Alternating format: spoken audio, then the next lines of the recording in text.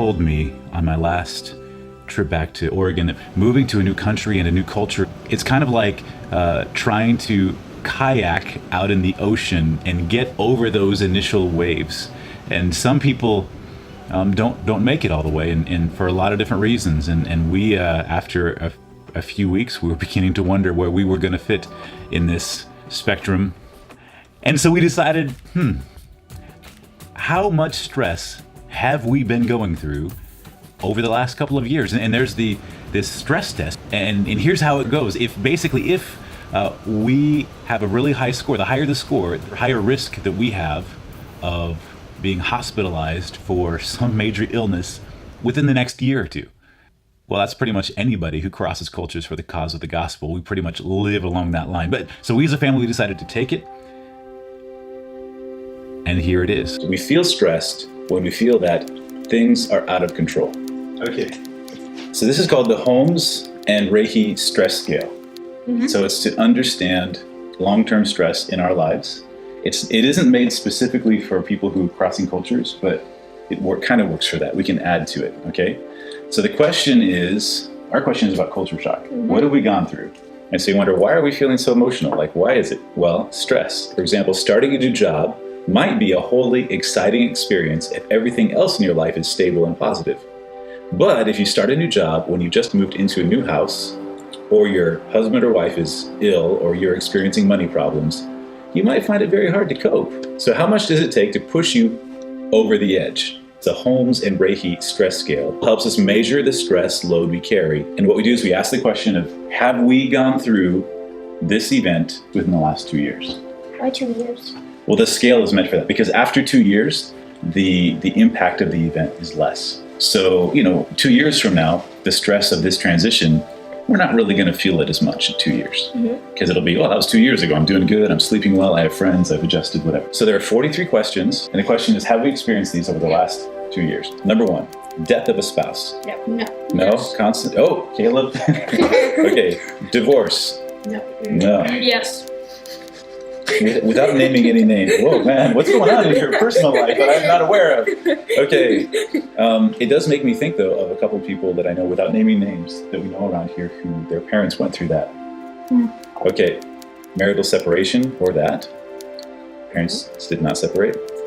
Jail term. Please don't say this. Okay. Death of a close family member. Personal injury or illness. 53. Well, yeah. I think cancer. I think cancer fits in that. Yeah. So that'd be yes. Our first yes. 53. Marriage. Did anybody get married? I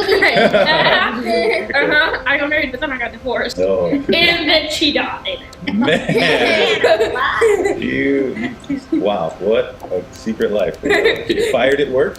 No. Yep. Marital reconciliation? No. Yep. Okay. Retirement? No. Change in health of a family member? Again, I think that fits with the cancer piece. Pregnancy? Please don't say yep. Okay. All right. Sex difficulties? No. I was going to say, please don't say yes. Gain of a new family member? No. Yes. No. That would actually be pretty cool, just not yet.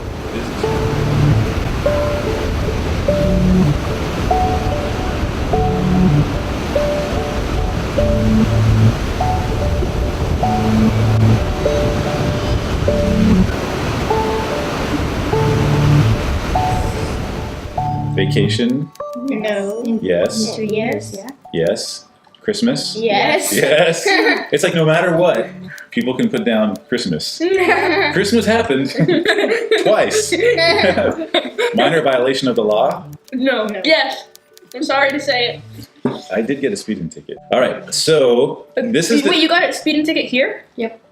Shh, don't tell the people. You did. I was going 99 in a 90. 99 kilometers per hour in a 90, which in Quebec we do that all the time. It might be me. In fact, it may have been you. Yeah. If our score is 11 to 150, it says that you only have a low to moderate chance of becoming ill in the near future. Because you're stressed? Because they're saying the more stressed we are, the bigger chance we have of getting sick. If our score is 150 to 299, you have a moderate, like a medium to high chance of becoming ill in the near future. If you only got 10, you're good. Like, you should never get sick ever. Ever. Okay, and 300 to 600, you have a high or very high risk of becoming ill in the near future. Let's get ill, guys. What it does is it makes me think of everything that happened before cancer, right? All right. So the question is, where do we fit on the scale? I feel like we're in the middle. You think we're in the middle? I feel like we're at 299.9. Okay, and you think we're how many? 298. Hey, Matson? 300. Okay, well, I was kind of calculating in my head as we're going, so, all right, so who's calculating my total? And 622. We are gonna be ill! 622. Wait, we're over this. we're over the highest high of the So we will be ill, for sure. So if we get sick, We're dead. we're dead. It's just normal. Face it, we're No, ghosts. hey, guys, we've been dead the whole time. Oh, man. Oh, yeah. Wow. So, wow. And they didn't even ask us if we were moving to a different language. Like, that wasn't Or even another one- country. Or another country. That wasn't even in the questions. Now, doing that test gave us more stress. Maybe No. we shouldn't have Put to it do up to 690. What our goal is now going forward is over the next 2 years chill out. to begin lowering that stress, so we don't go We through don't any. go on a vacation. We don't major- celebrate Christmas. Sadness.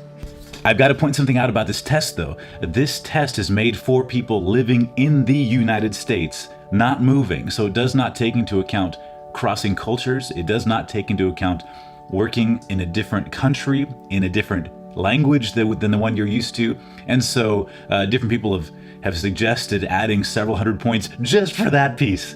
And the reason we're bringing this up is basically just to underline the fact that everybody you know who is crossing cultures for the cause of the gospel, like, lift these people up, pray for these people, encourage these people, love these people. And if they're not getting back to you, while they're going through this transition, it's not because they don't love you. It's because they are completely overwhelmed in trying to stay married and stay alive and keep their kids alive and find out how to eat and where to live and those kinds of things for months. And so for the first couple of years, it's basically just trying to get over the waves.